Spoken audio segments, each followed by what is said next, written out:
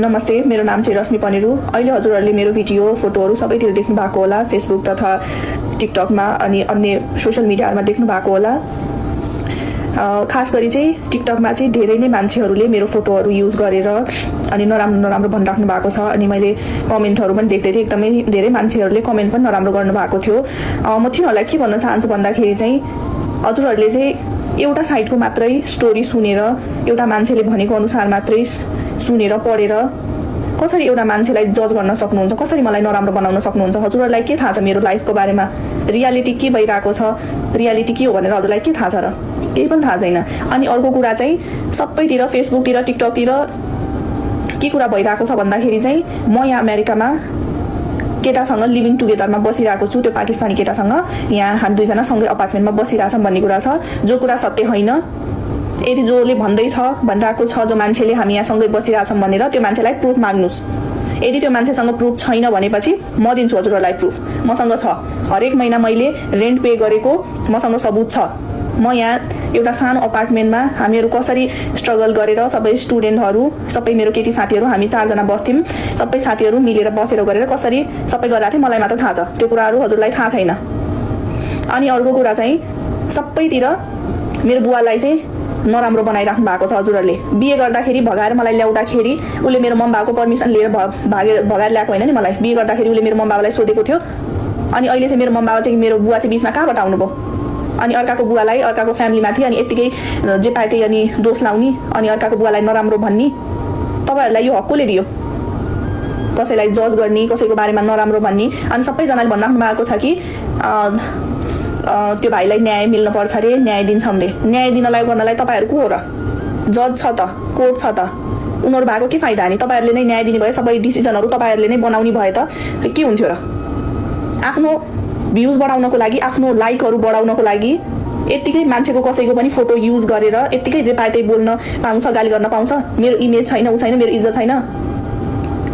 अनि अर्को कुरा चाहिँ धेरै मान्छेहरूले इभन मलाई मेरो इनबक्समा पनि आएर भन्नुभएको छ कि ऊ भाइसँग कन्ट्याक्टमा आऊ रे, उसँग कुरा गरेर यो गर भनेर भन्नुभएको छ। मैले उसलाई कुनै ठाउँबाट पनि ब्लक गरेको छैन, इन्स्टाबाट पनि, फेसबुकबाट पनि, कुनै ठाउँबाट, वाट्सएपबाट पनि, कहीँबाट पनि मैले उसलाई ब्लक गरेको छैन। सबै ठाउँबाट ऊ मेरो कन्ट्याक्टमै छ। अब हामीहरूको यस्तो भइरहेको भएर अहिले कुरा मात्र नभएको हो, मैले कहीँ कुनै ठाउँबाट केही पनि गरेको छैन उसलाई। अनि अर्को कुरा चाहिँ अब उसको पैसा फिर्ता गर भन्ने कुरा भएको छ, उसको पैसा खायो रे गऱ्यो भन्नुभएको छ। अनि त्यो कुरा पनि म त्यो कुरा पनि म हजुरहरूलाई भन्छु, त्यसको आन्सर पनि म दिन्छु हजुरहरूलाई। हामी दुईजना फ्यामिलीले बसेर नै सबै चिज गरेरै हामीले डिसिजन बनाएर उसको पैसा रिटर्न गरिदिने भनेर भनेको। अनि अर्को कुरा चाहिँ हाम्रो पैसा यति लागेको उति लागेको भनेर भन्नुभएको छ यता युएस पठाउँदाखेरि। त्यो कुरामा पनि म के भन्न चाहन्छु, मेरो बुवाले पनि आधी पैसा लगाउनु भएको थियो, आधी पैसा मेरो बाबाले पनि दिनुभएको थियो, सो हेल्प गर्नुभएको थियो हामीलाई। अनि त्यही भएर अनि मेरो बुवाले चाहिँ हामीहरूले दुईजना परिवार बसेर मिलेर चाहिँ अनि हामीले के भनेको थियौँ भन्दाखेरि सल्लाह गरेको थियौँ पैसा चाहिँ अनि दिने भनेर भन्नुभएको थियो। अनि अर्को कुरा के भन्दाखेरि चाहिँ मसँगै मेरो फोटोहरूसँगै अनि पछि अर्को त्यो केटाको पनि फोटोहरू हजुरहरूले लाएर जे पाए त्यही अनि उसको बारेमा पनि भन्नुभएको छ, गर्नुभएको छ। उसलाई मैले चिनेको छु, मेरो साथी हो। अब अमेरिकामा कोही बसिराख्नु भएको छ, यो भिडियो हेरिराख्नु भएको छ भनेपछि उहाँहरूलाई थाहा होला युएसमा आएर कस्तो हुन्छ, को मान्छे कतिखेर काम लाग्छ भन्ने कसैलाई पनि थाहा हुँदैन। हेल्प सबैको चाहिन्छ, सबैसँग राम्रोसँग बोल्नुपर्छ, मिलेर बस्नुपर्छ, त्यसमा केही ठुलो कुरा भएन। हेल्प जसलाई पनि जतिखेर पनि चाहिन सक्छ, हुनसक्छ। अनि सबैतिर मैले देखेको के भन्दाखेरि एउटा त्यो स्क्रिनसट छ जुनमा चाहिँ त्यो केटाले चाहिँ मलाई $1000 चाहिँ पठाएको छ। त्यो के हो कुरा भन्दाखेरि म भन्छु, मेरो कलेजको फी तिर्नुपर्ने थियो, मलाई गाह्रो भएको थियो। अनि मैले उसँग चाहिँ सापट्टि मागेर, मलाई त्यतिखेर अर्जेन्टली चाहिएको थियो, मैले उसँग सापट्टि मागेर अनि उसले मलाई मेरो अकाउन्टमा पैसा पठाएको। अनि उसलाई मैले भोलिपल्ट नै क्यास पैसा उसलाई मैले $1000 उसले मलाई पठायो, $1000 नै मैले उसलाई क्यास दिएको। त्यो हो रियालिटी चाहिँ। अनि हजुरहरूले त्यो एउटा त्यो स्क्रिनसट देख्ने बित्तिकै गर्ने बित्तिकै अनि त्यो जे पाए त्यही बोल्न गर्न पाउँछ अनि त्यसरी। अनि म अरू के भन्न चाहन्छु भन्दाखेरि मेरो बुवाको बारेमा, मेरो घर परिवारको बारेमा चाहिँ कसैले पनि नराम्रो नभनिदिनु होला। अनि मेरो फोटोहरूमा, मेरो भिडियोहरूमा पनि नराम्रो कमेन्टहरू नगरिदिनु होला।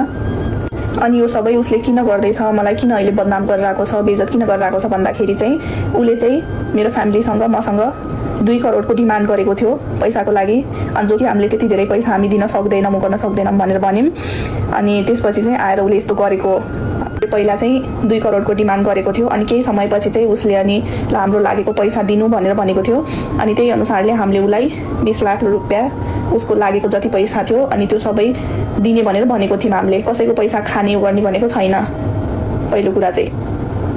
अनि मेरो बुवाले चाहिँ के भन्नुभयो भन्दाखेरि चाहिँ हामी पैसा दिन्छौँ तर सबै कुरा भयो भनेपछि कोर्टमा जजको अगाडि नै सबै कुरा दिन्छौँ भनेपछि पैसाहरू क्यास दिए पनि चेकमा दिए पनि उही अगाडिमै नै अदालतमा गएर नै दिन्छौँ भनिसकेपछि उसले नमानेपछि नाइ मलाई अहिले नै पैसा चाहिन्छ, मलाई आज नै मेरो अकाउन्टमा पैसा पठाउनु, मलाई क्यास चाहिन्छ भनेर गरिसकेपछि अनि जो कि मेरो बुवाले मान्नु भएन। उसले के चाहेको थियो भन्दाखेरि चाहिँ पैसा अगाडि नै लिने अनि त्यसपछि चाहिँ मलाई सधैँभरि फेरि डिभोर्स पनि नदिएर मेन्टली यसरी टर्चर दिइराख्ने, उसको त्यही नै थियो मोटिभ चाहिँ। त्यही भएर उसले यो सबै गरिरहेको छ, मलाई बेइज्जत गर्नलाई, बदनाम गर्नलाई यस्तो सबै गरिरहेको हो।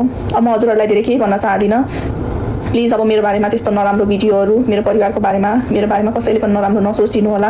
हजुरहरूलाई धेरै कुराहरू थाहा छैन, रियालिटी थाहा हुँदैन। हाम्रो बिचमा 4 वर्षको रिलेसनमा के भयो के भएन, अहिले म यहाँ कस्तो अवस्थामा छु, के भइरहेको छ मसँग केही थाहा छैन हजुरहरूलाई। त्यही भएर कसैको लाइफमा यसरी इन्टरफियर गरेर कसैलाई गलत बनाएर नराम्रो भन्ने काम चाहिँ त्यस्तो चाहिँ नगरिदिनु होला। अनि अर्को कुरा चाहिँ डिप्रेसनमा गयो रे ऊ, डिप्रेसनमा गयो भन्ने कुरा। डिप्रेसनमा गएको खै, डिप्रेसनमा गएको भयो भने खै के औषधि खाइरहेको छ, के कहाँ गइरहेको छ, कुन चाहिँ हस्पिटलमा गएको छ, त्यो हुनु पऱ्यो नि त प्रुफ। यत्तिकै डिप्रेसनमा गएको छ रे, यस्तो रे उस्तो रे भनेर त्यत्तिकै भनेर हुन्छ? जे पाए त्यही बोल्न पाइन्छ? हाम्रो पनि त अहिले सिचुएसन यस्तो छ, हामीलाई पनि त कति गाह्रो भएको छ। यो सबै देखेर कसलाई राम्रो लाग्छ? अब यति नै हो, लास्टमा म केही भन्न चाहदिनँ।